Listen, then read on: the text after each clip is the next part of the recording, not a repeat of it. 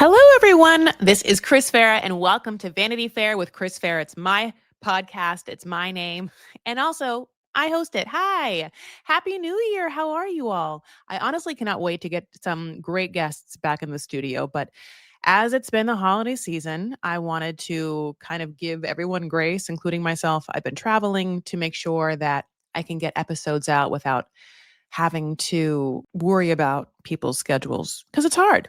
At the same time, I've been traveling. It's really me. I'm blaming other people. It's me, obviously. I went to London and Paris for the holidays. It was great. I've never been to any place besides my aunt and uncle's house or my own house for Christmas. So it was lovely to be abroad, abroad. You know what I mean? And at the same time, I'm so excited to be back. But let me tell you, I had so much fun. One cool thing that happened 2 years ago was that I got to invest in a Broadway show. One thing about me you should know is that I'm a theater nerd. You know that. Now you do.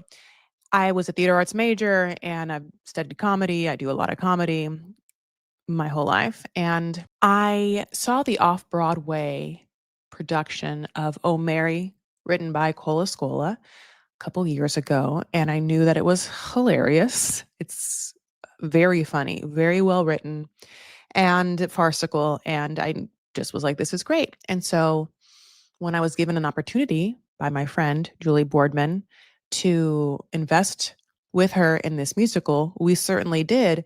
And if you follow Broadway, it's been a really big hit. Turns out it was a really good investment. And I think that, first of all, I'm lucky. Also, B, it's like the one thing that I do know, right? Like I know theater, I know comedy. So it was a really awesome like moment for me to be like, oh, I know that was good. And I know that it's funny. And I'm so happy that other people do as well. Like, and for sure, like as any sort of businesswoman or any sort of like financial person, I was like, oh, impressed with myself. But more so, Oh Mary's success has been really exciting to watch as an artist because I love camp comedy. Like I love it. I love camp comedy. It's like a whole situation. I love it so much. I think it's when done right, which is grounded in truth. It's, subversive, it's smart, and it's joyous. So, if you get a chance to see Oh Mary, I certainly would. I mean, obviously, I invested in it, but they opened the West End production of it. I got to go to the opening. So that's why I was in London. And then when I was there, my dad went with me. I have no siblings. And so we were just like, well, what are we worrying about getting back to America for? Let's go to Paris. And we certainly did. Oh my God, I ate so much cheese. I think I have like mild and eczema breakout because of the cheese, but it's completely worth it. At the same time, though, I'm so pumped to get some fun guests back in to talk about dumb shows. And dumb shows are on the docket for today. 90 Day Fiance. It's before the 90 days. It's season 8, episode 4. It's gonna be a bumpy ride. Like, how do you say that without saying it like that? It's gonna be like a bumpy ride. That's I guess Emma for you. But it should be, it's gonna be a bumpy ride. Okay. She told you she liked camp only mere seconds ago. So that's what's happening. Thank you so much for tuning in. This is my 4th episode as a solo podcast. If you haven't yet, please give me 5 stars and just let people know that you're enjoying what's happening here. Also, you can follow me at Chris L. Farah wherever you follow people. I have a YouTube, I have a Patreon, I have a Substack, I have an Instagram, I have a TikTok. It's Chris L. Farah on almost all platforms. Can you believe it? All right, my loves, let's get in to this very like long but good episode. And we had so many people. Okay, Emma and Ziad are back. But let's start with Lisa and Daniel. So Lisa, we surely met last episode and we're like, oh my God, obsessed with her. And she has led a life, and that life has led itself to 5 marriages. And, God bless. That's like one thing. And I'm so happy that she has been able to express herself and her sexuality in many different ways. And she's been married, as she's told us, to men and women. And All of that is like awesome, inspirational. Not that she can't, find a person for the rest of her life, but she's someone who certainly is a relationship girl and she's not afraid to go after what she wants. And those things are prevalent now because she is like a little schoolgirl obsessed with Daniel. It doesn't bode well. I mean, this entire storyline is plucked from the 90-day archetypal map of an elder seasoned woman who is not quite ready to accept that it takes certain things to entice a younger, hot male. And that, in lieu of some of those things like youth or, society standards of beauty, there is like a false hope that love, their own side of the relationship, the love only they have for the person will somehow conquer it all. And you know what? It doesn't. It doesn't. But listen, it makes great TV. And we're here to watch, uh Lisa starts what she's packing and she's nervous and she's afraid, like, what's she going to do? She might pee when she sees him. That could happen. Incontinence is an issue. We also know that she wears wigs. She's already talked about that. And she's not the first person on this episode, Emma season, to wear one. And she does pack her brand new wigs to wear. She also shows us her natural hair, and her natural hair is like super thick. It's also dyed like what looks like a beautiful color. There's some dimension there. Sure, it's not combed. Sure, she didn't comb it for this packing episode, but she doesn't need to comb her hair anymore. She's like relying on these wigs. She's got 3 brand new ones. And she's like, I have to deal with a lot with these wigs. They cause rashes and lots of sores. And we're like, oh my God, why? Or if you wear a wig, are they supposed to? She's like, I'm going to sleep in them. And I'm like, oh, that's probably why. One thing that's really sad uh, that I can lay claim to is Lisa is obsessed with the idea that Daniel, I don't know why I called him Danielle. Daniel finds her attractive. And he's not, right? Going to. And that's sad. I wish I didn't have to say it.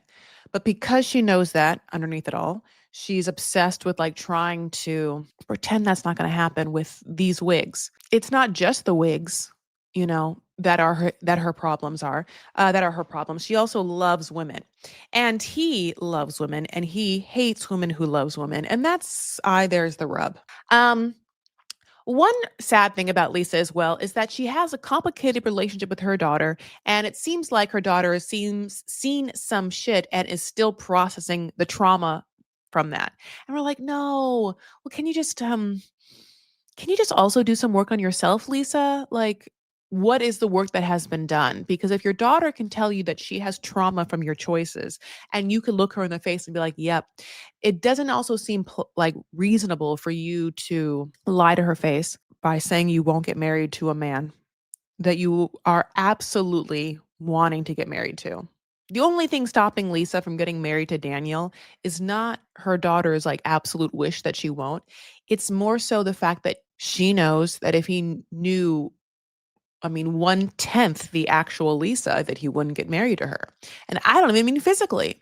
Sure, like the wig is one thing. She doesn't even need the wig. She has like very thick hair. She could just grow it out. To me, it's not a big deal. I have short hair too right now. It grows. But it's this. She is still legally married to a woman. Now, when she met Daniel online, he was like, are you free to marry? And she was like, yep, totally free. Free, free, free. Just like a day after Christmas sale. Shit's free here, And no, she is 9 years separated from her wife. And as she decides to hurry up and go to Nigeria, she like entrusts her daughter to get this certified divorce letter and then have to turn it around and mail it to her so that she can prove to this man that she's no longer married and to a woman. Lisa is too old, too seasoned, but I'm going to say old because I'm mad at her, to let some young, dumb man make her feel like she has to change her whole fucking life and lie to him to feel loved. Lisa, it's too late for you, and I mean this, to play around with dumb shit like that. You've been married 5 fucking times. Why do you not know that people either love you or they don't? Like, that's it. People either see or love you, accept it all, or they don't. You can't hide like your traits you think are unlovable or lie to them and think that's going to work. That's insane. It really is. It really is. And what's upsetting even more is that I guess that her daughter has to watch it all. I mean, that's it. And her daughter knows. Half of me is like, if the only good thing that happens from this whole season is that Lisa's daughter gets a fucking like breath of fresh air away from Lisa's trauma and Lisa's insecurity to finally like make some friends that love themselves so she has an honest chance at this world, at feeling good or finding love or surviving. I mean, you have to like find a way to just be okay with yourself and not give a fuck what anyone else thinks. Because you like yourself, because you love yourself, because you feel like you're a good person and you can't be told differently. Why? Why is it like so difficult for people to love themselves? I don't know what Lisa's issue is because on one side of it, I'm like, I've never been married. To me, I'm like, you should feel lovable only in that you found 5 people to love you or at least pretend to enough to get married. I would assume that the self-confidence garnered from just other people claiming you would give you like some semblance of your own self-love in this world, but it hasn't for Lisa. It certainly hasn't. And I wasn't there for those relationships, although her daughter was. And again, like this is again, the best possible 90 Day Fiance situation where you're like, oh, it's horrible and she has no idea what's going to happen and it's bad news. And also B, like, please don't make me sit through this again. I can't. It's trauma. It's traumatic for me to watch Lisa. And I'm not her daughter. I'm just another woman living in this world. And also having had watched 14 billion offshoots of 469, you're welcome, seasons of 90 Day Fiance where I'm like, oh my God. So we get she's obviously on her way to Nigeria. And the 24 hours little jump back we get is of Daniel. He calls himself a Christian Igbo man. Igbo. I'm so sorry if I said that wrong. They love competition. They love to work hard. Now, what's interesting is it's always interesting to me, when there is kind of a marriage between what is a people and like culture and lineage that has nothing to do with Christianity, but obviously got people, missionaries, that came to their part of the world and preached Christianity. And some people were like, okay, we'll buy it. We'll sign up. But we're not going to let go like loving our gods. Like, I find that so interesting. And I do like, because I was obviously raised Catholic and some Christians are like, Catholics aren't Christian, but that's not true. And we are.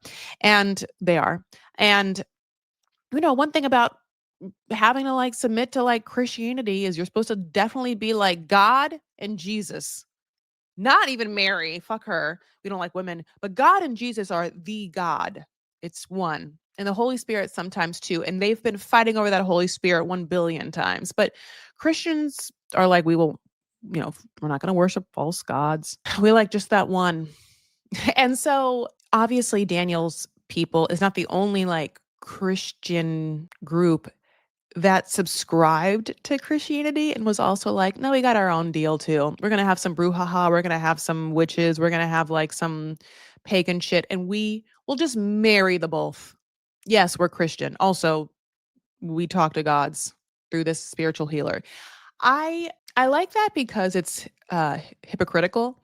And then therefore, it almost does seem kind of like Christian-y, right? Listen, the Christians out there that live by what Jesus said is to love thy neighbor as thyself and don't throw stones and all that stuff. If they could just get a little bit of a louder voice in politics or whatnot, I certainly would talk less shit. But that's not what's happening. So great. Okay. So he's like, so this is what's up. I'm a great catch. Very close to my family, except that my mom died. And so let me tell you, I'm still close to her. And she told me couple of things. That one time she was in war and the only way in which she survived that was that a white woman saved her from it.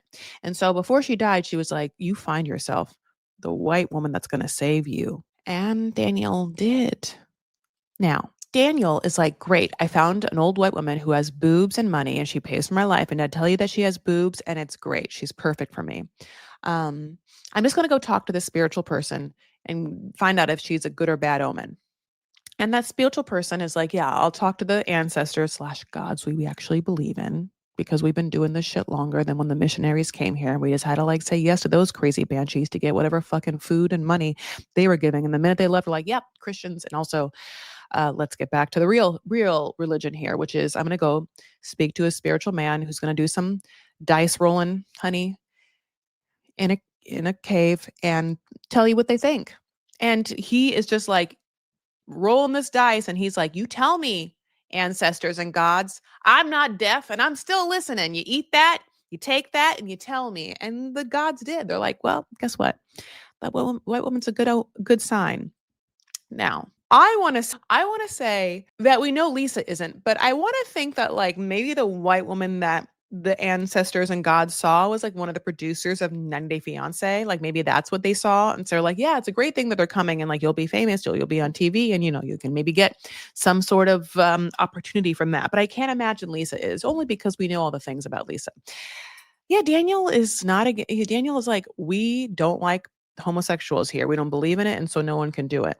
And we cast them out of the village. Well, I wonder how many times Lisa had to hear that and then just smile and like swallow. One other thing about her, it's not just the gay thing. And that part is like one thing. But another thing that I wasn't expecting, and neither were you, was like, here's the problems with Lisa. One, she vape. Okay. First of all, I think like everyone vapes now. Okay.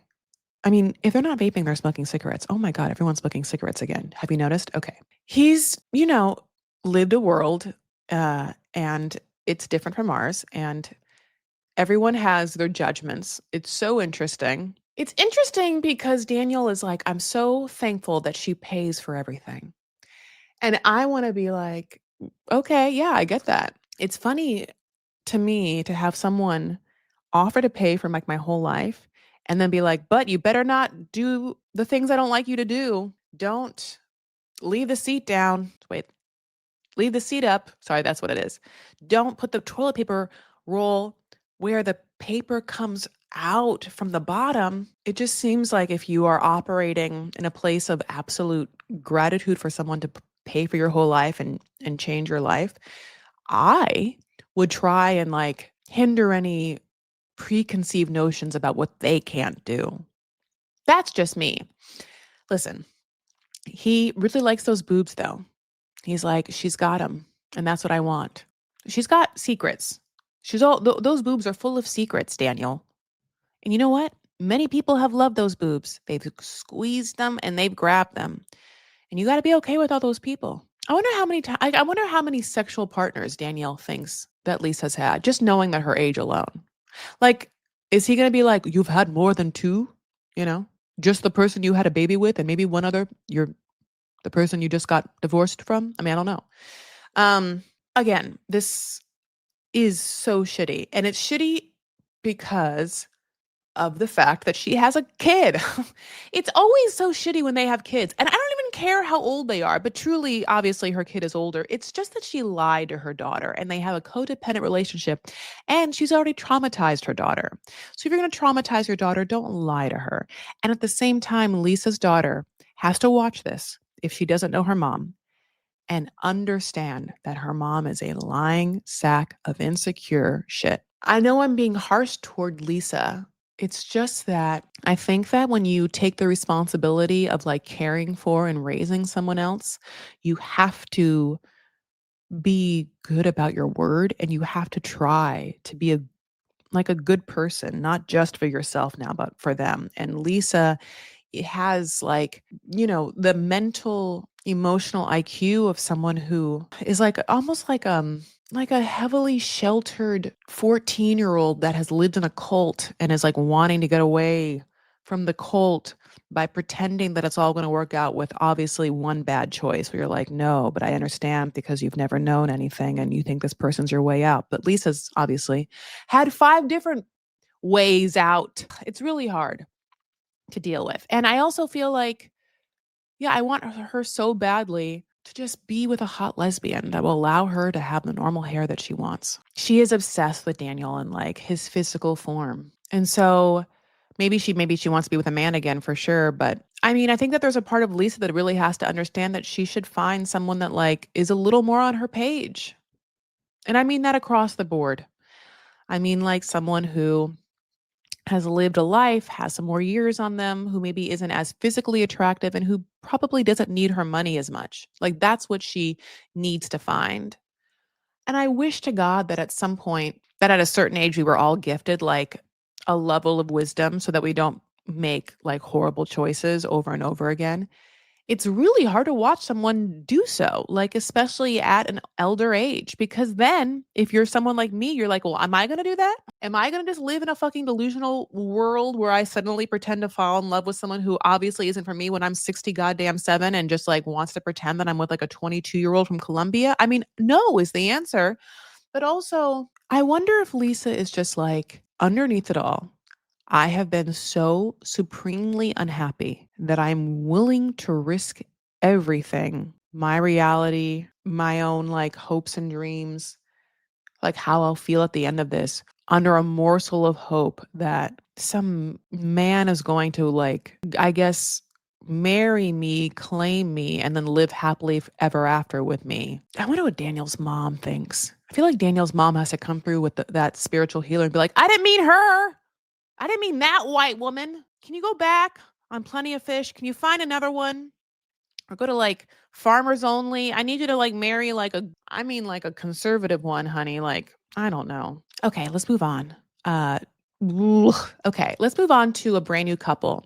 Jovon from Alabama and Annalyn. So we start off and we have a very fun atmosphere. It's already like a good time. And the good time is bingo with old people. I love bingo and I love old people. Oh my God. And so does Javon too. He's like, let me tell you, honey, it's pure fucking comedy with them. They have absolutely no filter. And I'm like, well, then can they tell you about how you might need some help? Anyway, God bless. He comes in to this old folks home with lemonade. It is not just bargain basement lemonade. He's, at least if it's not freshly squeezed, it's been doctored up with fresh lemon slices and herbs. And I found that to be delightful. Ah, I was so happy for these people, honey. They're going to have like just not some country crock. We're not going to have just some Minute Maid lemonade, honey. I don't know if Country Crock made lemonade, but they're going to have like what felt like mint or basil.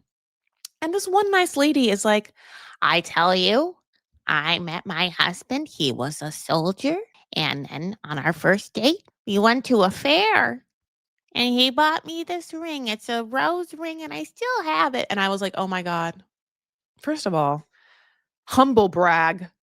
I'm just kidding. It was a lot easier, I guess, to just like meet the love of your life back then, or you just settled real hardcore and you didn't ask any questions. I'm not quite sure which one it was, but this lady did it. I loved her for a bunch of reasons. A, her eyebrows. B, because my grandmother also married a soldier. My grandmother, it's like such a crazy story that I'm going to say real fast, is from Oakdale, Louisiana, where oak is king and pine is queen. That's the phrase. And she's Syrian, like very Syrian, but her parents are Syrian. I mean, she's Syrian. Obviously, her parents are born in Syria.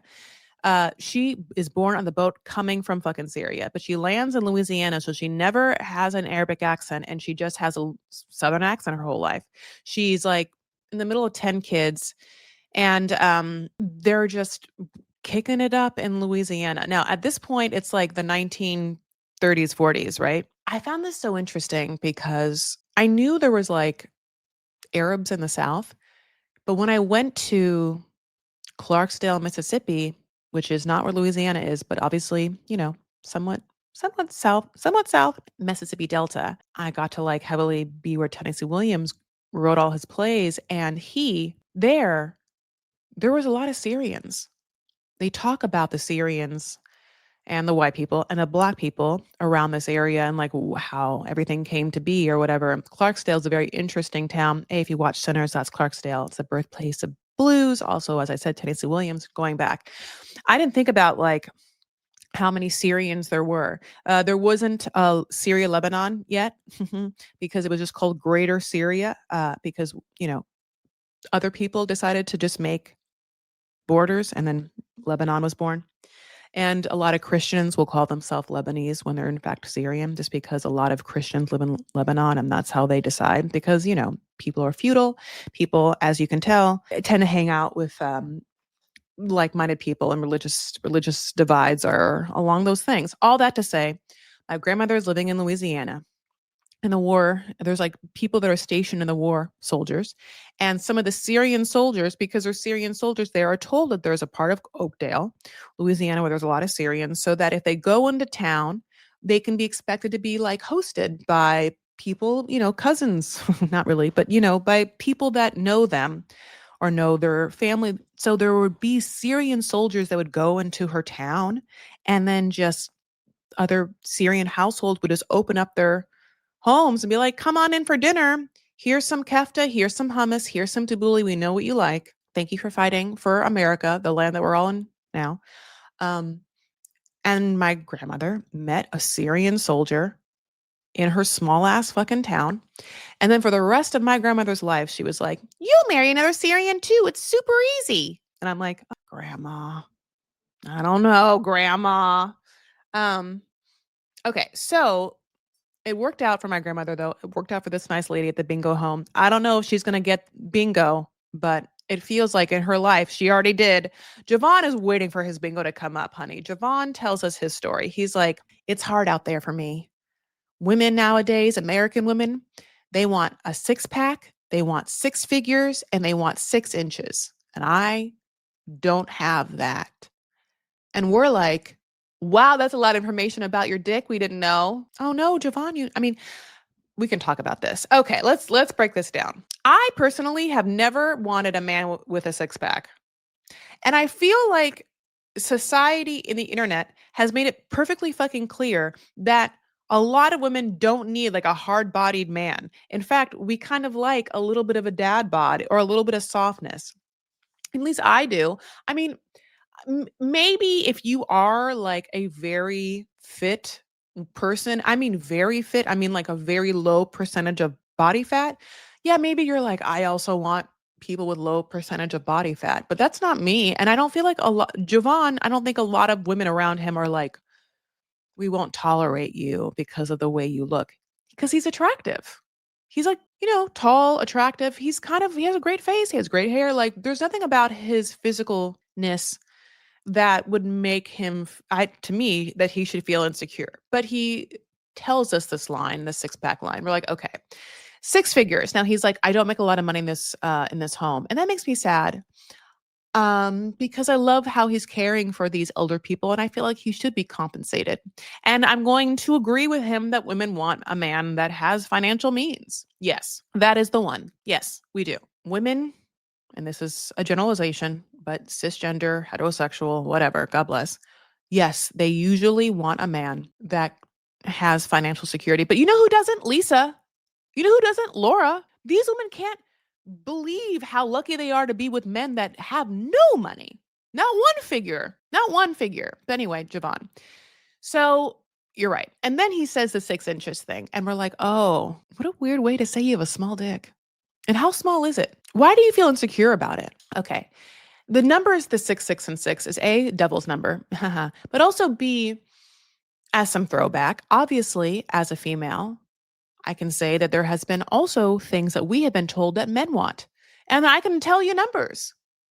5'3", under 110. That was like something that like in the 50s and 60s men wanted. And then from like the 50s and 60s until now, it felt like 20 or 36, 24, 36, right? For some reason, it's very well known that men like love hot women. And there are, it is true for me that the size I am has affected the I guess the flirtation and or dates I've been asked on or the way men treat me. I feel confident in saying that. So for Jovon, I'm like, I think you really only have to worry about the figures, the money. Because I even think that there's like women who are like, Yes, I think there are women that are like size queens. And I also think that women are like, meh, that's fine. What else can you do? You know? And what else can he do in bed? He could easily like make that up.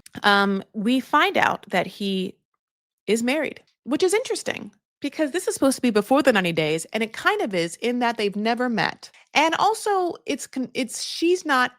We're not talking about a visa yet, but the reason why they got married was because Anna was like, you can easily come into the country if you're a spouse or family, and this is how you do it. Now, what had happened was they found an online marrying place. They get married online, and then COVID happens. And again, he doesn't have the money, so he can't go to the Philippines. And then years go by. They've been married, he says, for 2 years. And she's like, nope, he's dumb. It's almost 3. But it's a 6-year relationship. And she's also like, he is yummers to look at. Honey, he is yummers. He's like, I had doubts about her, but I also had faith. And when you know, you know. I wonder if like Lisa heard that. She's like, yeah, when you know, you know. I don't know. He also says when he first met her, it was like super positive vibes. But unfortunately, he says she has changed. And then she says, honey, that she didn't change. She just doesn't like to be controlled. And she doesn't want to be like a typical submissive person. She literally says, men's do not control me. In obviously a way we've heard before. And we respect it. Men's don't control me either, girl. I don't like this because we start to realize that there's like this storyline of her being crazy or abrasive or whatnot. But what is making it happen is his shittiness. So he's out shopping with his sister, Ashley, who is cute and has her shit together because she has adorable tortoise shell glasses on so she can see what's happening. And she also picks out a shirt for him that is hideous, which I also feel like she knew it was bad. It's purple. It looks like again one of those I don't know why I say it again. It looks like one of those weird art pieces like from the 90s where you have to look at it and then fuck up your eyes and then like something pops out at you in the middle. It's like geographic. It's gross. He buys it knowing it's gross. She's like, here's the thing. Your wife calls me like while I'm at my work and I can't get off the phone and she's complaining about you and some woman. Now, half of me is like, Ashley, why'd you pick up the phone if you're at work? That's on you. That's a boundary. If you don't want to talk, then don't pick up the phone. Or if you're at work and you can't talk, don't pick up the phone.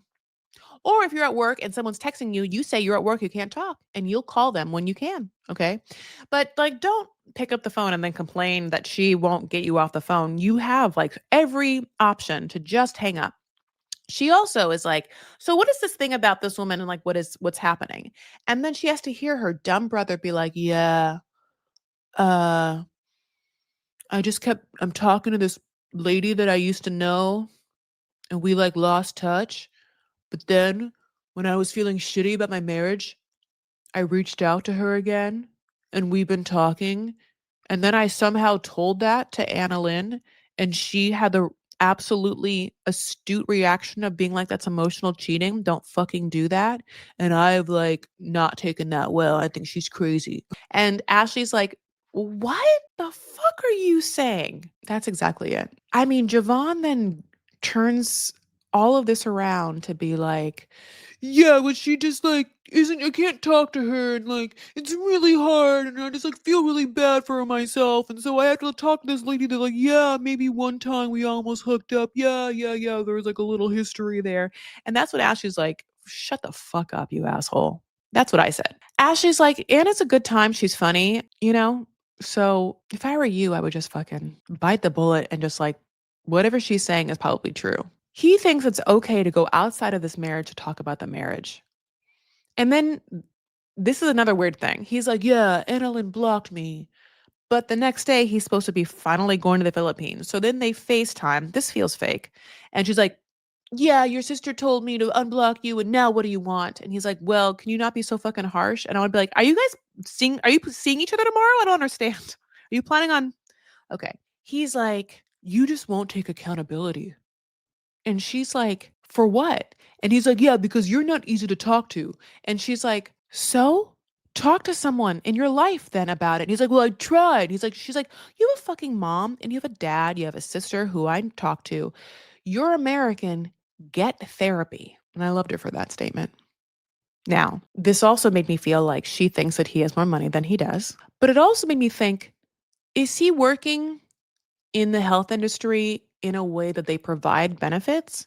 Because if they're providing benefits, then we would see if mental health is one of them. He wants her to take accountability for how she made him talk to another woman. And that's when I said to myself, Jovon, your small ass dick is the least of your problems. That's the least of your problems, buddy. That's crazy. The fuck are you going to say? That this woman should be nice to you all the time. And if she isn't, you're going to go have a conversation with some bitch you've already like tried to hook up with and then put that on her? No, that's not rational. I'm trying to turn it around. Okay, so if I'm married and I can't talk to my husband, which then I would talk to a friend, or someone else. But let's just say, would I blame, would I be like, you're not easy to talk to. So I'm gonna talk to someone else that like is only too happy to also maybe give me his dick. It doesn't bode well because a couple of things. You should be able to talk to your significant other and spouse. You should also have like boundaries and security within yourself so that you can say the things you need to say and then be okay with the consequences. The consequences when you're married to someone you've never met is like that person yells at you on a phone or on a FaceTime, in which case, just like Ashley, you could just hang the fuck up. Or you could also just not marry someone that you've never met. I mean, I don't quite understand why you would get married to someone if you don't even have enough money to go visit them. I wonder who pushed for that. And if it was her, then I need that to be, then I do need to lean into the fact that how rich does she think that he is? And is it one of those things where she thinks all Americans are rich? At the same time, it's like a little bit of a double-edged sword because what he's saying is that American women won't be with him because he doesn't have six pack and six figures and 6 inches. And so what is he expecting like a really beautiful woman in a different country to be okay with? Because we already know, what he doesn't have. And he also doesn't have like communication skills and he doesn't seem to have a lot of like wherewithal or a lot of like dignity in himself. Also, are we all like, why aren't you with that bitch that you keep talking to then? Why don't you just like, Annalyn, you made a fucking mistake. And the good news is that, it's just a marriage online. You can easily get rid of it, I'm sure. You've never even met in real life. It's surely not been consummated. Is that a real law? Who knows? But at the same time, this feels kind of like Laura and Michael, like, who is this woman and why aren't you with her? Maybe he's like, yeah, she's in a marriage too that she's unhappy with. And then I'd be like, does her husband know that she talks to you? And that she once also like had a dalliance with you? And is her husband in this country? Answer all these questions for me. So Annalyn's like, I've sacrificed by waiting for you. I've been waiting for you to get your shit together and you surely haven't. Until I guess now, then I really would want to see you. And she sort of gets him to say that he'll stop talking to that other woman. And then he's like, yeah, only if we work on communication. I would be like, oh, if you want to be with her and you want to talk to her, then just be with her and talk to her. Good. Bye. I can go back to doing whatever the fuck I'm doing. Now, we have to believe that she really has, Annalyn, sacrificed by waiting for him. We have to believe that she's not entertained any other suitors. I believe that she finds him physically attractive, at least on paper. I really want to know if he's sent her any money. That's what I need to know. He does have a job and he lives in Alabama. So he is making money in a place that doesn't seem to cost a lot of money to live. Okay?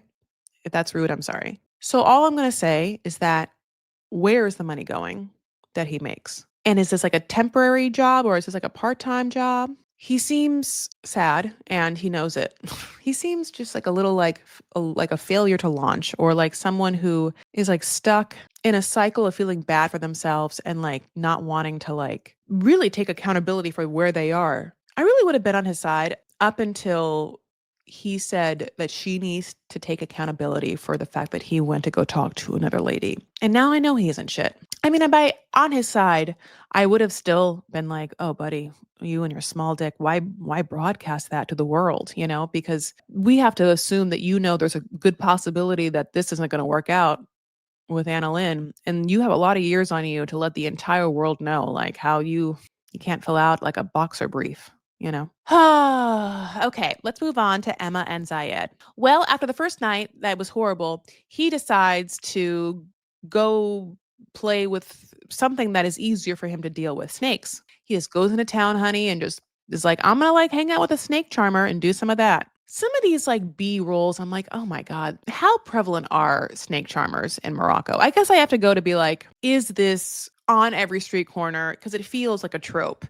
By the way, I mean, a lot of people are saying from The Other Way that, like, well, I'll go back to that, maybe Dylan of The Other Way, like, has his Aussie-ness. That's, like, kind of a trope, like, how much he eats kangaroo and all that stuff. But so I wanna always know, like, how many snake charmers are happening in Morocco? Because it seems like it seems wild for Zaya to be like, "I need to get out of the house and do what I like to do, play with some snakes, flute with some snakes." So when we get back to Emma, honey, we get a lot of information just by visual cues. She's using a hair straightener to straighten her already straight wig hair. I guess that's so it lays right. It's like she's just constantly straightening fake fucking hair, synthetic. I even know what the smell of that hot tool smells like. Oh my god, I can smell it.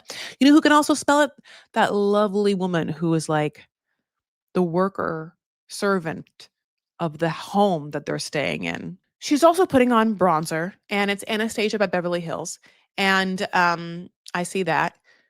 On her Instagram, I have seen a lot of comments. She's curating her Instagram so that people are like, "Oh, you're so hot. What makeup do you use?" And she's like, "Oh, girl, this and that."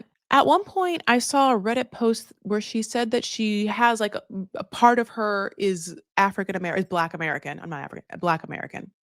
I don't know if that's where that is exactly. I have to just, I guess, believe her and pretend, that I didn't see her twin sister. And if it was just her sister, it would be like, okay, but she said twin. I mean, I don't know.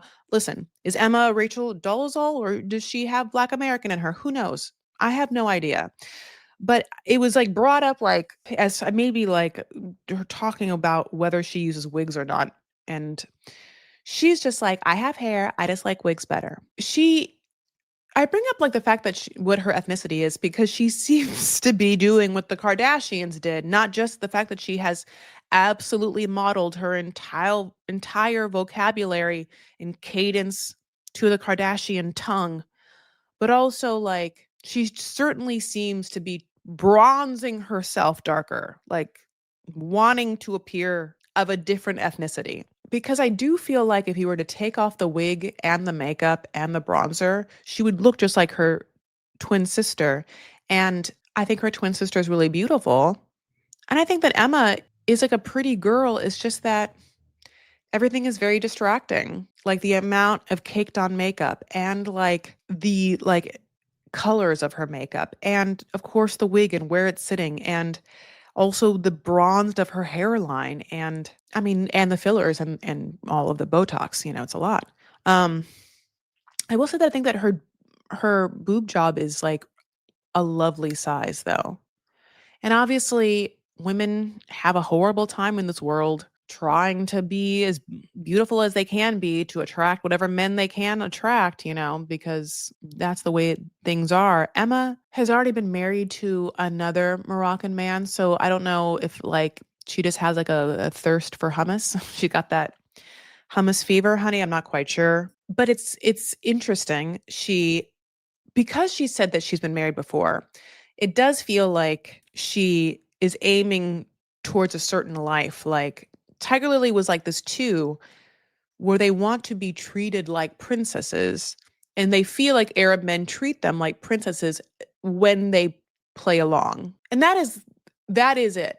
I would say, like, from my vantage point as being a Syrian Lebanese woman, the kind of man that is Arab that wants to treat their woman like a queen or princess in like this only works if you play along with making them the king at all times. And the king's word always flies, is it? Now, If you're American, that's a hard fucking pill to swallow because what you're swallowing is your entire self identity, tongue, opinion, all of it. You just have to like keep it down so that you can pretend to be a pretty little princess, you know?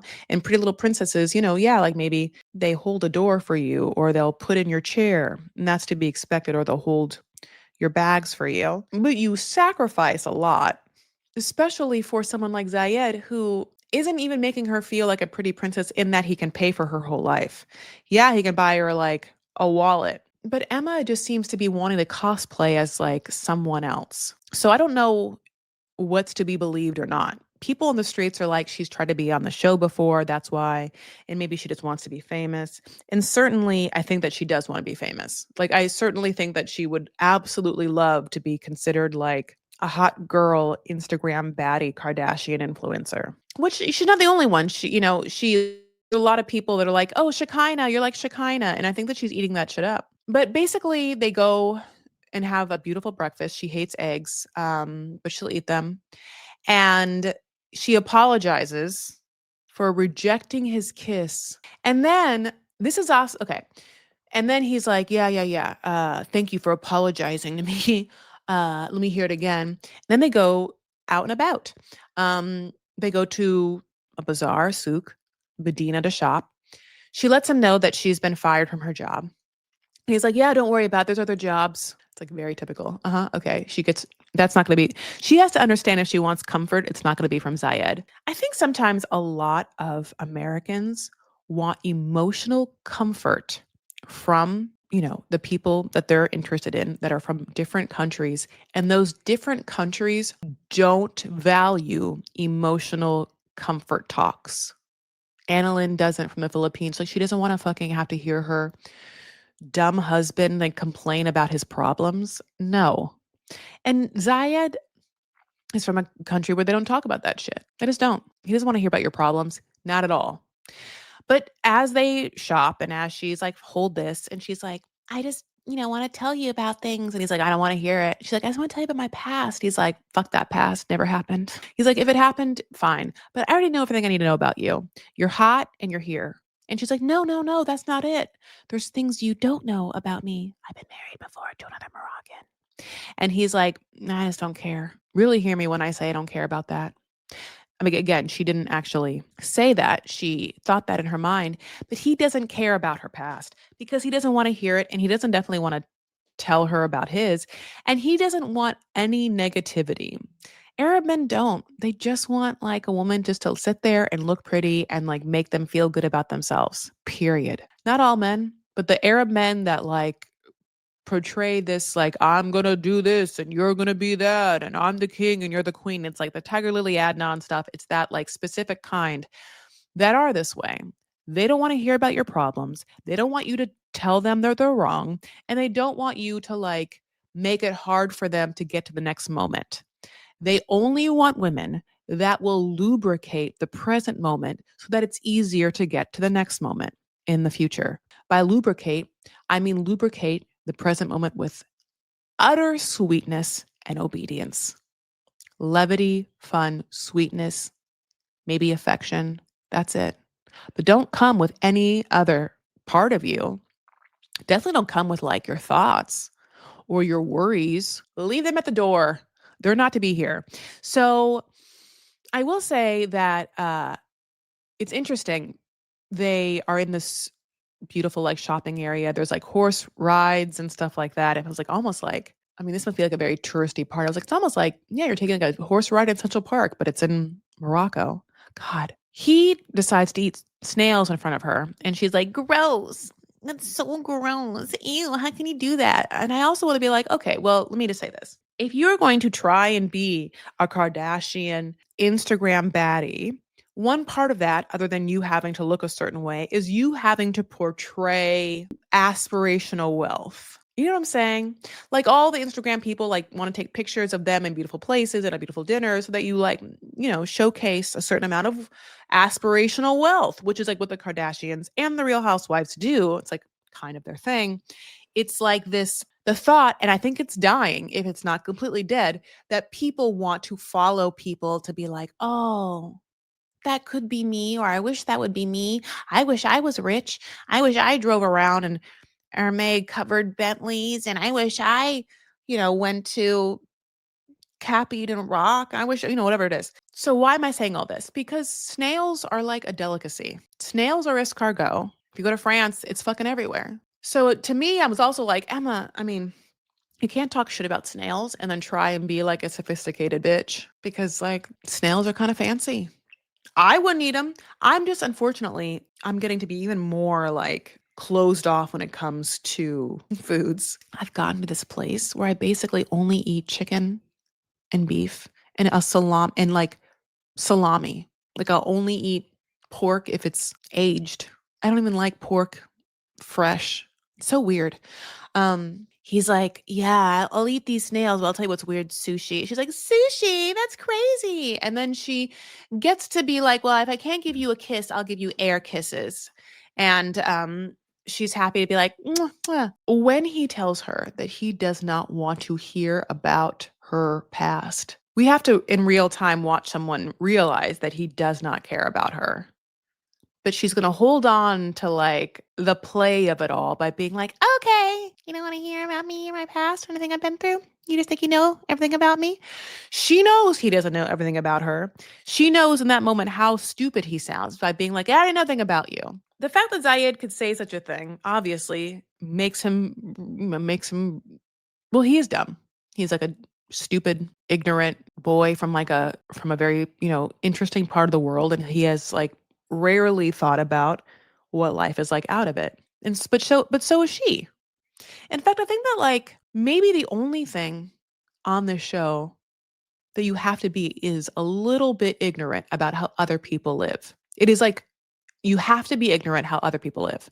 And you have to have some sort of also a deep desire to change the person you're with to only live in the world you've known. Anyway, I'm going to think about that for a long time, but I think it's true. So let's move on to Forrest and Sheena. Now, this is hard. So, let me say, the streets on Reddit have brought up Forrest's tweets where he's like less than kind about like different people, like Sabrina Carpenter, about being like, I don't really like her or whatever. And people have been like, oh, Forrest is a bad person because of that. And I don't understand those things. To me, these tweets are just very online with someone who is a person who's on the spectrum, open about that, and a virgin, and has lived with a person like Molly.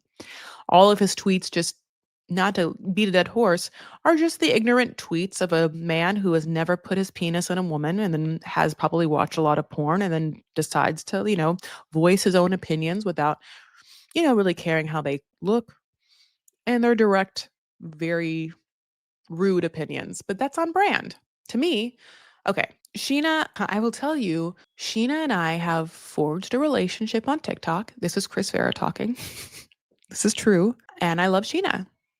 And I think Sheena might be on the show. Like, I'm going to try and get her on the podcast.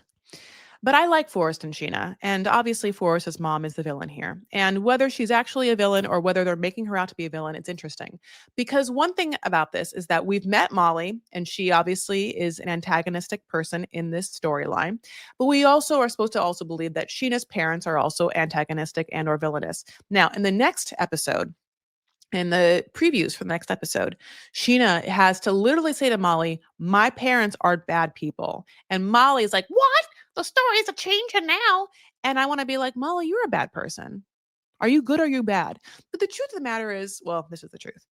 No one is entirely good or entirely bad. And that's just the way it is. Like black and white thinking, this person's bad, this person's good, is just not it. The farther we can get away from like judgmental thinking, bad, good, black, white, like it's just, well, the more emotionally evolved we are as people, and we can hold space for others, we can see others, we have empathy for others, and we understand, I mean, the many lives, well, not all of them, we understand like the many worlds there are on this planet, and how you can be from Nigeria and, say you're a Christian and be talking to gods through some healer, like that's different from us, but how can you be Jovon, and then finally find a woman that tolerates you and is happy that you call her and she's hot. She thinks you're hot, and she certainly doesn't care about your lack of abs or your bank account. And how can you fuck all that up by talking to someone else? I don't know. It's just this people make choices and people think the things that they think, and people are raised in whatever ways and worlds and religions that they're raised. And it's as individual and specific as it is to you, as it is to them. And all of the like things that they know that they have like put money on, the things that they hold true, that they then base other things on being true, like has to be true for them to understand how the world works. As long as in the many times in which you can like open up your mind to see that like the what you thought was right might not be right, or what you thought was true changed, because there is no constant in this world but change. Here we are. So we get a lot of information.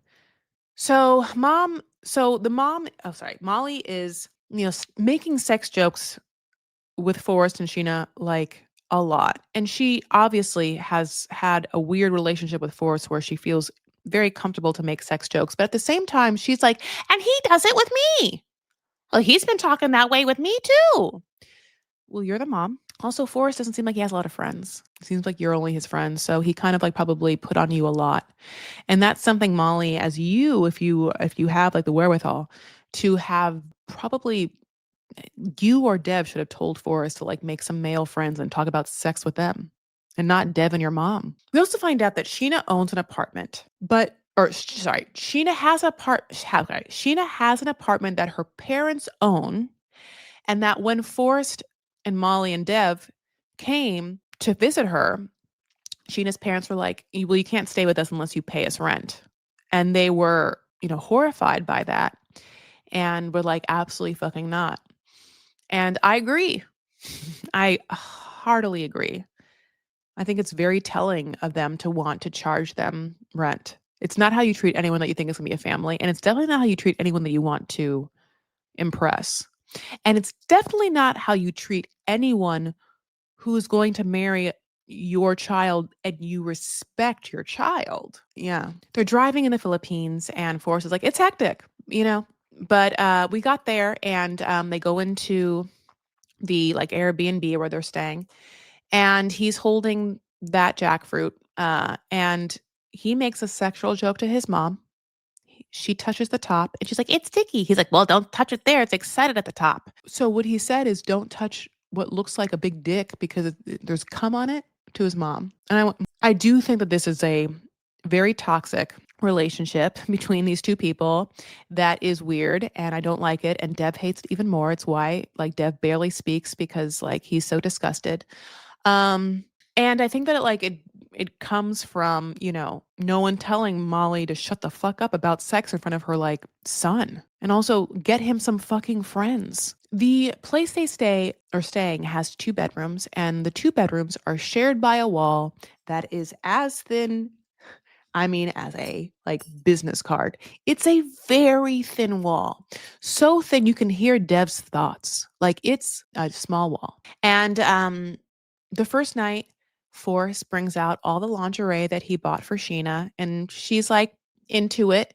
He also lets us know, well, let me say this. He buys her he brings up the lingerie and he's like, I got this cloth that goes on your body to accentuate your sexuality. And when he said that, we all laughed. A cloth that goes on your body to accentuate your sexuality. Like, not your curves, but your sexuality, are the I don't know. It was all so formulaic. It was almost just like, yeah, it was so textbook. It was so, what a nerdy thing to say. Sheena loved it. She loved it.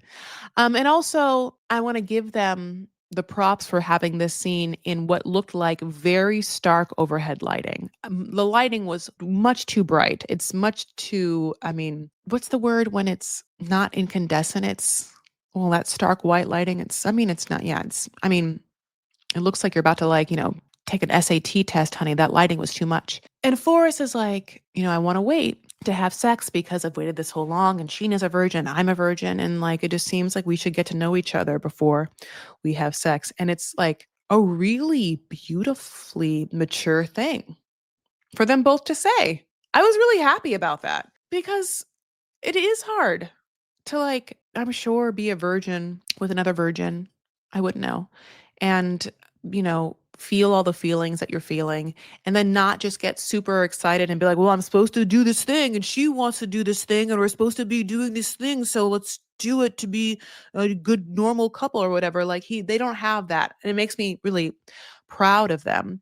They seem to within themselves have found like a language and an understanding that feels respectful for both people, even though Forrest and Sheena seemingly have one thing in common. I'm sure they talk about it a lot, which is a fear of their parents. Forrest still thinks he can blow Sheena's socks off. And I mean, I don't know exactly why he feels so confident. I'm assuming that he feels confident because like he's been making sex jokes to his mom this whole time and his mom laughs at them. And somehow he thinks that like that alone will be indicative of being good at bed if I'm good at sex jokes? I mean, the answer is no. The next day, they're driving to Chinatown, and then Sheena gives us this like great history that before the Spanish, came over and pretty much did whatever they did to the Philippines, that China had been there a long time. It was a huge trade route, and so there's like one of the oldest Chinatowns there with a really like fascinating history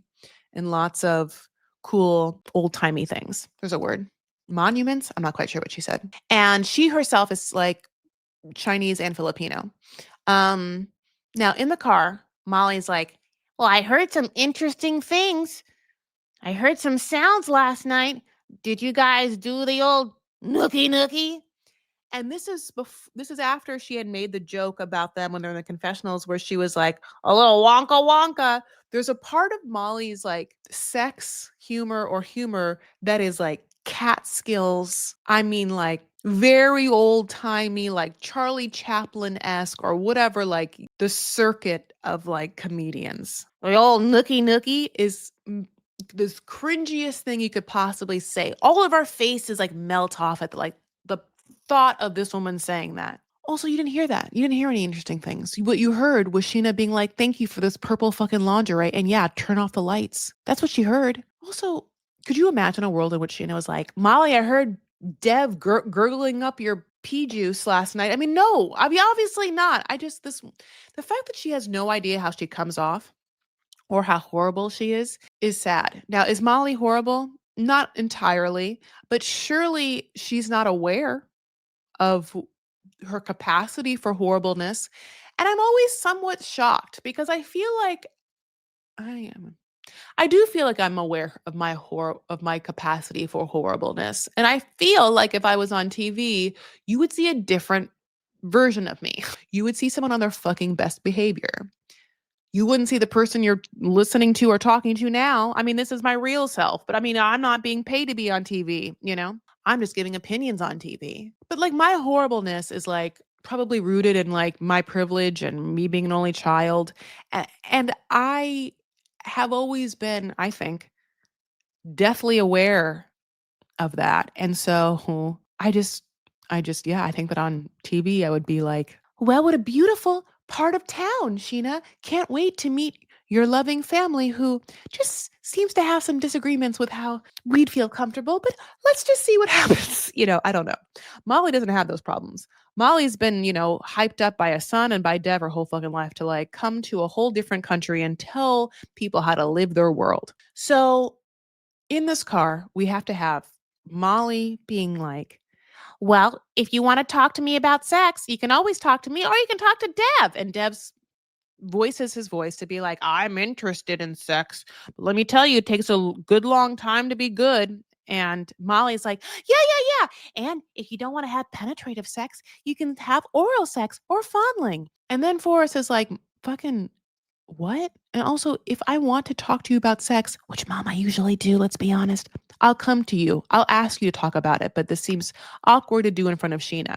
Now, Molly doesn't want anything to change. Molly doesn't want anything to change in her life or Forrest's life. She somehow wants Forrest to like absorb Sheena's entire life and then have Sheena just be, well, I guess what Ziad wants. Molly wants Sheena to provide the lubrication of ease in the present moment to get her and her son to the next moment without a care in the world. And Sheena's like a whole ass person with wants, dreams, desires, fears, insecurities. And that is annoying to Molly. She doesn't want to hear it. It doesn't help what she wants.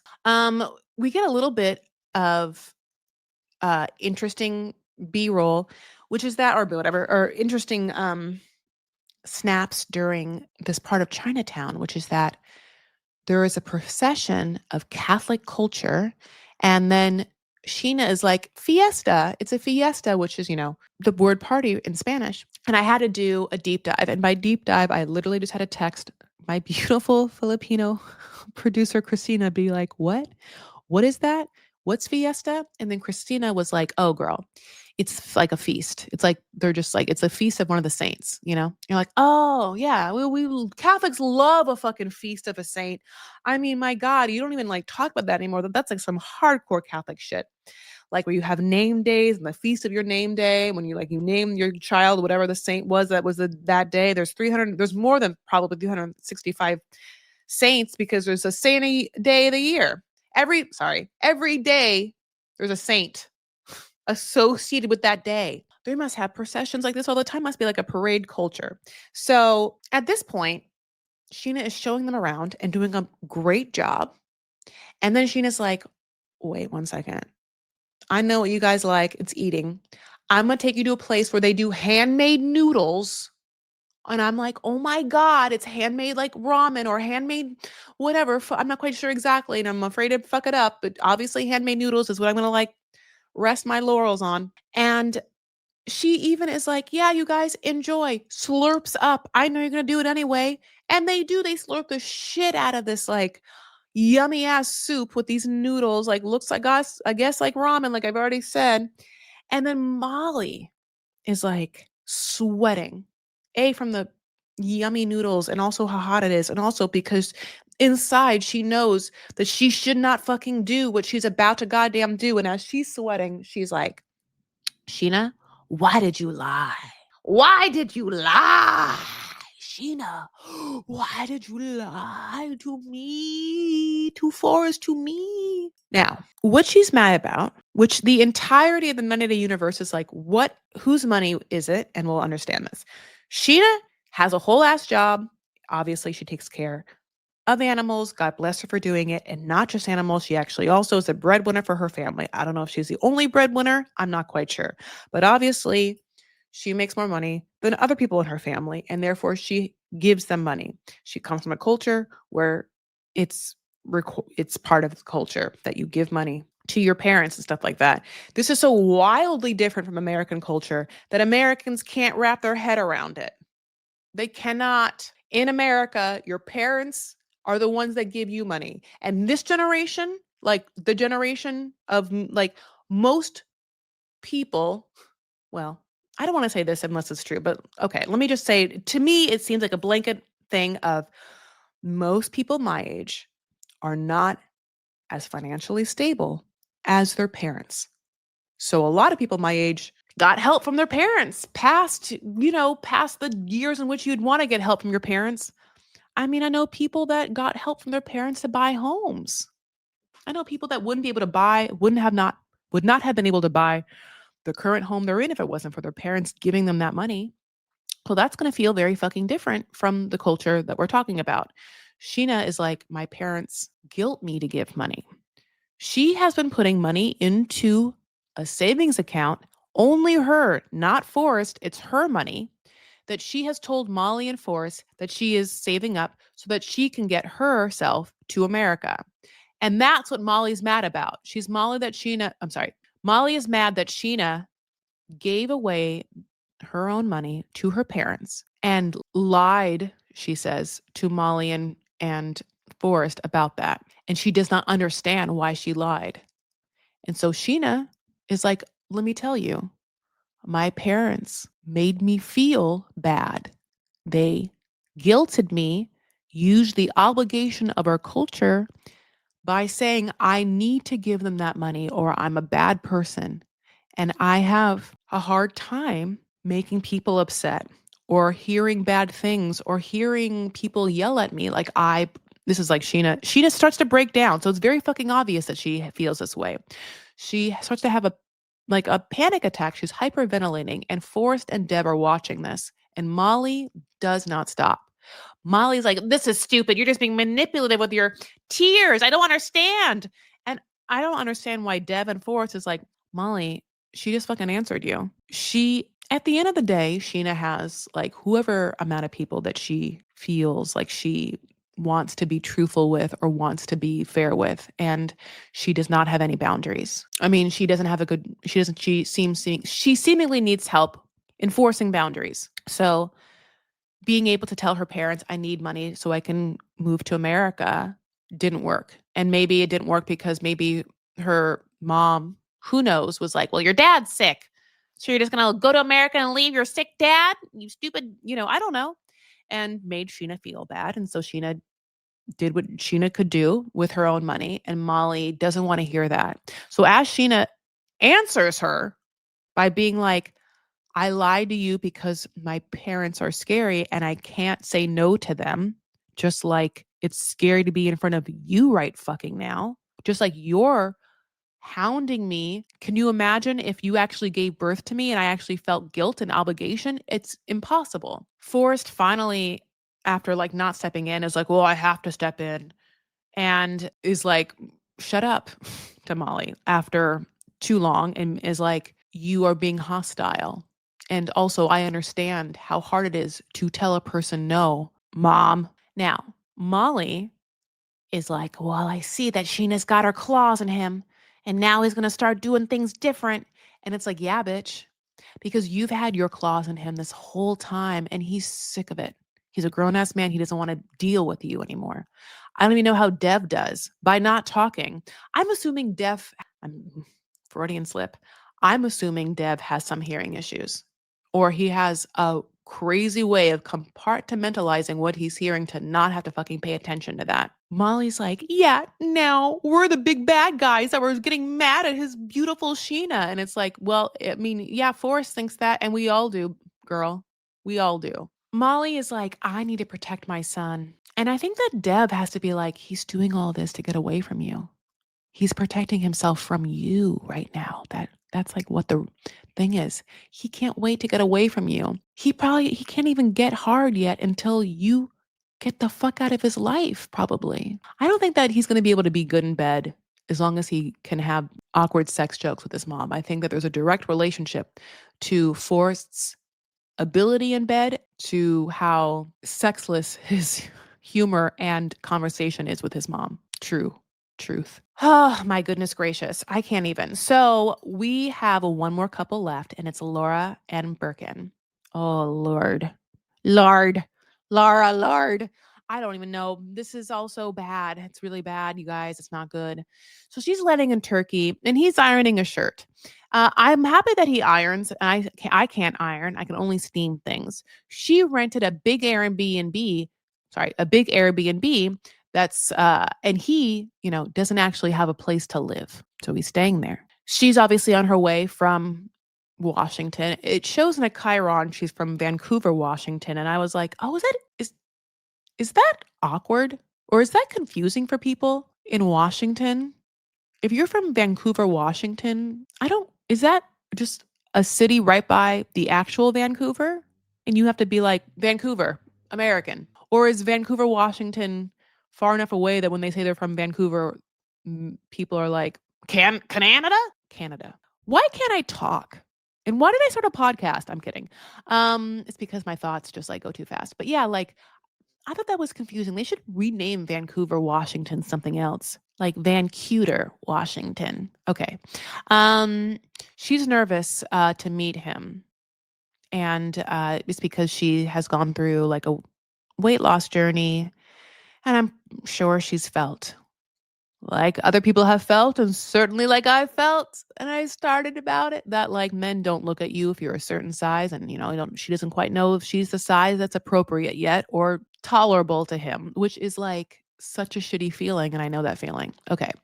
So she gets there early and he's on the way, and she texts him that she's already at the train station, and she changes into a cute dress. And then she comes down the escalator, and he's there looking at her, and he says hello gorgeous to her right away. She's very into that. And they kiss. And it's like a kind of like an okay airport greeting moment. But then they go outside, and then we have like the telltale confessionals, and the producers are like, "What did you think when you saw her?" And then he says, "I don't even have to see her. She's perfect. She's perfect." And then we start to realize he actually won't look at her. He's actually avoiding looking at her in this moment. And she's holding on to him, honey, as if he's like the strongest slash only branch off a fucking cliff and she's about to fall over. I mean, she's grabbing onto him like nobody's business. And he is like, yeah, so perfect. So then they get in the car, or like, I'm sorry, a bus, and she realizes that it's not good. He again won't look at her and is just staring off in the distance, being like, good, you're here. I mean, we can throw around words. To me, it felt a little neurodivergent. He's not making eye contact, you know?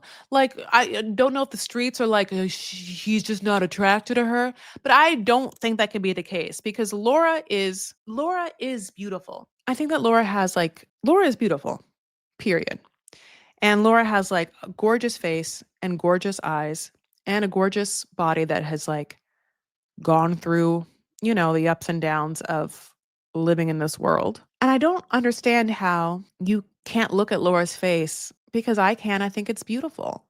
And if you like had ever talked to her, if you had ever like shared intimate moments and emotional connection, if you can't make eye contact with her, it's indicative of either you being really nervous or you having some sort of problem within yourself. So they get to the Airbnb and she's certainly like, wow, this place is fucking big. And he's like, yep, I love it. I love the TV. I love the couch. And they go outside to the balcony. And I took a picture, as one does. Oh, okay. I took a picture and I didn't put it up, but you're going to have to just trust me that when they go on the balcony, he has like a red light, almost like a laser that's being pointed at his skull. And at first I was like, I'm sorry, is Michael there? Is Michael on one of these rooftops? Is Michael about to fucking sniper the shit out of this bitch?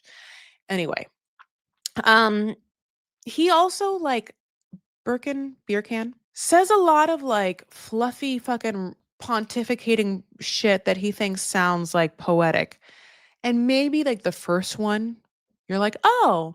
And then as it goes on, you realize this person is just saying bullshit lines without feeling present in the moment and connecting with someone. Architecture is the art that we live in. Oh, okay. So is the fashion. So is what you're wearing. People consider fashion to be an art form. So if you're wearing clothes, technically that's the art you're living in. But okay. She's like, I know it's ridiculous that he's always saying dumb shit, but I don't mind it. And we're like, yes, you do. Laura, be honest with yourself. Yes, you do. You don't want to hear some 20-nothing-year-old just like pretend that he's fucking a philosopher. No, you're not. You're not smart. You're just saying things you've read, pretending that you thought about them. And also, you're not even present in the moment to look at someone. This isn't real. To me, artists and thinkers draw upon what they experience or what they see around them. And so you can't really be an artist or a philosopher if you aren't embedded at some points in the present moment, seeing what's actually around you. If you don't have like that openness to take in things, if you're always in your head, then you're not. I'm not saying that like people always have to give great eye contact to be artists or philosophers. But when I'm watching this man, I don't see like a great mind. I don't even see like connections happening behind his eyes that make me feel like his thoughts are warranted. So they get back to the Airbnb and it's still fucking awkward. And she's like, well, I'm exhausted and I'm going to shower and then I'm going to go to bed. And he's like, well, it's 9, so I'm just going to stay here and watch TV. I don't really get a chance to watch a lot of good TV on flat screen TVs and big apartments. So I'm just going to stay here and do what I want to do. And she thinks that's dumb. She's right. Then she goes to her room and she's like, yeah, Michael's been blowing my shit up. Michael tracked my flight. He's texting me. And when he texted her, he's like, how are things? And she's like, fine. And then he in the text was like, doesn't seem fine. That tone isn't fine. That's not how you say, I know you. And she's like, yeah, it feels off. And I just like can't believe he could feel that. He knew that. And it's really interesting how she can in real time viscerally feel the connection she has with Michael, and obviously viscerally not feel the non-connection she has with Birkan, who, I mean, is doing whatever he can to get like 1 hour of TV watching on like a couch because he knows this isn't going to last for long. I wonder what he thinks she gets from him. Like, Birkan, what do you think she's getting from you? Like love, affection? What has she been getting from him? Just like some weirdo that's like you quoting vague concepts to you all the time and you were like, that's it? I don't know. But it's interesting because Laura and Lisa, besides the fact that they're two ladies on this show whose names begin with L and who are dating younger men who don't seem that into them and, have their own, and are dealing with and themselves dealing with their own insecurities, wig or body or whatever. You can see how I feel like Laura has a better propensity to be real with herself and be like self-aware and also like see the situation at hand. I don't know how she actually got herself to this exact position, but I mean, surely her parents had the same question, but I think Laura's going to quickly realize that he's not for her. And I wonder if Michael's going to come out to Turkey. Like, she's had that place, it's overlooking the water. There's like a whole part of me where I'm like, I wonder if she's just going to be like, you know what, Birkan? Get the fuck out of here, buddy. Michael, hey, boo, hey. I still have this place for another week. Turkey's great. Istanbul, Constantinople, just like that song. We can sing it together. It's your favorite song. I don't know. Istanbul was Constantinople. Okay. That reference just aged me so long. So many years. I just have to pick up my life, my dignity, and move on.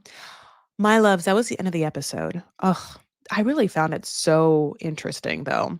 I really love this season. I mean, I know I'm going to say it every episode, but it's true. Like, I love this season. It's so good. It's awkward.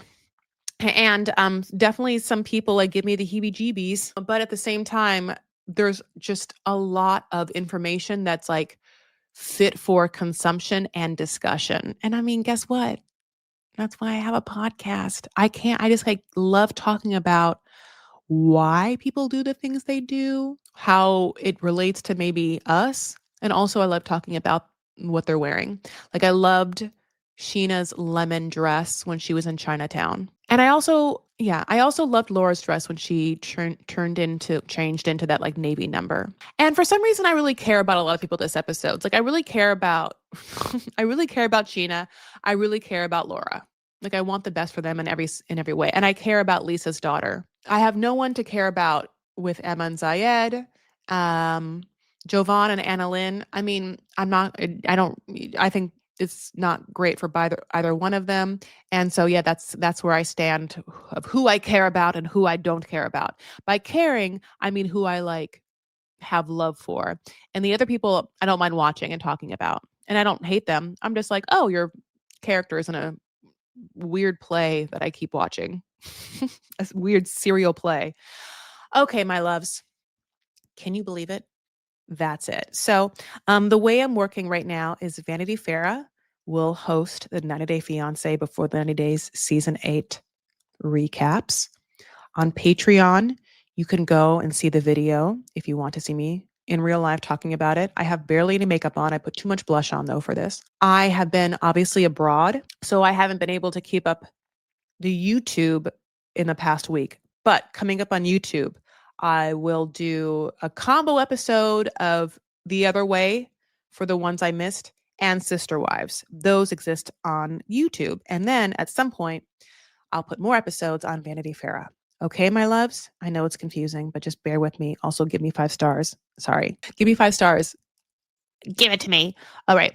No, but truly, thank you so much for being here. Thank you so much for like spending any time listening to me talk, fucking up words left and right. But also know that I appreciate it. Like I appreciate that you listen to me or you care about, the thoughts in my head. Or I hope more so that something I say during episodes of this podcast feel good to you or feel like universally sound to you or that you feel like a connection to. And I know that anyone's opinion can be like judgmental or whatnot. So give me the grace if you can. that we're all living in this world and trying to be our best, but also that we're trying to, change and make better choices. So, having said that, your choice to give me 5 stars will be a great choice wherever you listen to podcasts. Also, follow me if you don't mind. I'm at Chris L. Farah on TikTok, where I do so much 90 Day Fiance content. It's otherworldly. Again, I've become friends with Sheena. And also, hopefully, we'll even get Manon on from the other way. Chris L. Farah on TikTok, Chris L. Farah on Instagram, Patreon Chris Farah, Substack Chris Farah, Facebook group, Vanity Farah, and you can also like the Chris Farah Facebook page. It's a lot. I know that, but so am I. And so's Annalyn, says Jovon's sister, Ashley, who sees things beautifully through, gorgeous tortoiseshell glasses. I wish she can tell her brother what the fuck's up. All right, my loves. I'll talk to you later. Take a deep breath with me. One more, because we're all present right now in this moment. And being connected and present is what makes us artists and what makes us thinkers. It's by observing and being here. All right, my loves. So take care of yourselves and one another. This is the brand new year, so it's really important. Take care of yourselves and one another. Stand up for what you believe and make art. All right, my babes. I will talk to you later. Thank you so much. Bye.